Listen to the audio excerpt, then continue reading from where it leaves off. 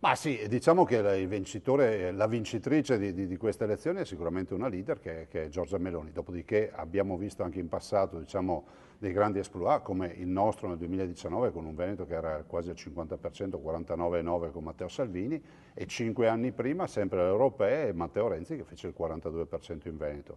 Diciamo che natura non faccia il salto, la vera sfida adesso è mantenerli i voti, come si è visto nella storia, poi c'è la vera sfida è mantenerli e questo è un tema cioè che viene affrontato giorno dopo giorno, soprattutto per chi ha posizioni di governo. La Non vicepresa brillanti. Elena Donazzone ha detto che è pronta a fare a candidarsi presidente di regione, viste i rapporti di forza che adesso ci sono tra la Lega e Fratelli d'Italia.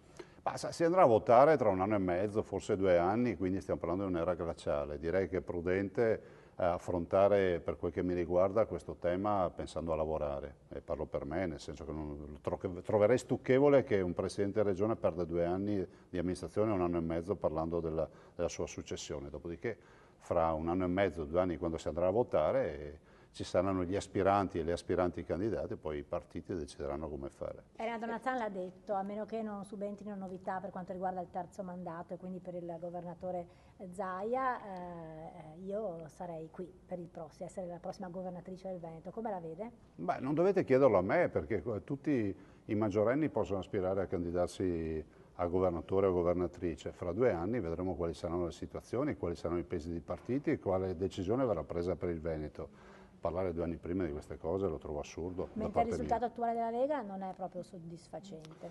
Ma siamo usciti da questa elezione che non è proprio diciamo, il campo di battaglia nostro tipico, perché noi siamo più forti nel territorio, lo dimostreremo oggi con l'apertura delle urne con molti sindaci che vinceranno dove magari abbiamo perso alle europee.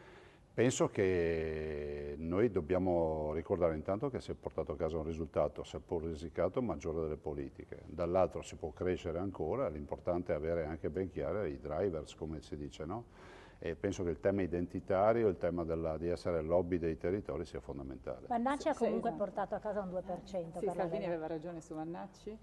Ma guardi, non glielo so dire, io non ho fatto nessuna analisi, nel senso che adesso ci sarà chi dice che i voti di Vanacci sono di Vanacci e non sono della Lega, quindi vanno sottratti, c'è chi dice che questa può essere stata la sublimazione di un progetto politico, ci sarà qualcun altro che dirà che la Lega senza Vanacci prendeva di più, qualcun altro che dirà che la Lega senza Vanacci avrebbe preso di meno. Adesso qua, insomma, siamo in Italia, penso che ci scriveranno tomi su questa cosa, io sono abituato a guardare il futuro. Ma Luca Zaia cosa dice su questo? Ma guardi, io le dico semplicemente che noi possiamo ambire a prendere molto di più come consenso. Ovvio è che le europee per noi non è mai stata un'unità di misura. Non lo dico oggi, l'ho detto anche quando abbiamo preso il 49,9%, l'abbiamo detto negli anni in cui governava Bossi, nel senso che non sono mai state nelle nostre corde le europee. E questa ne è un'ulteriore dimostrazione. Cosa Anche ci le dice di scelte Bossi? fatte probabilmente, però Prego? magari anche le scelte fatte magari potevano essere forse più Ma oculate, adesso- pensando più al territorio. Ma guardi, del senno dei poi sono piene le fosse.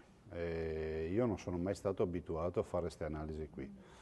Guardo con chiarezza che ho cercato sempre durante le mie amministrative di fare delle scelte, diciamo, calate sul territorio e che sono sempre state premiate. L'ultima mia elezione mi ha portato al 77% e sono tranquillamente convinto che se domani mattina riscendessi in campo penso di non prendere il 9%. Bisognerà pensare alla sostituzione dell'assessore, no? Che appunto Sì, ha vinto. ma è una roba concreta, dovuta, rispettosa diciamo, di quello che è stato un percorso fatto fino ad oggi assieme.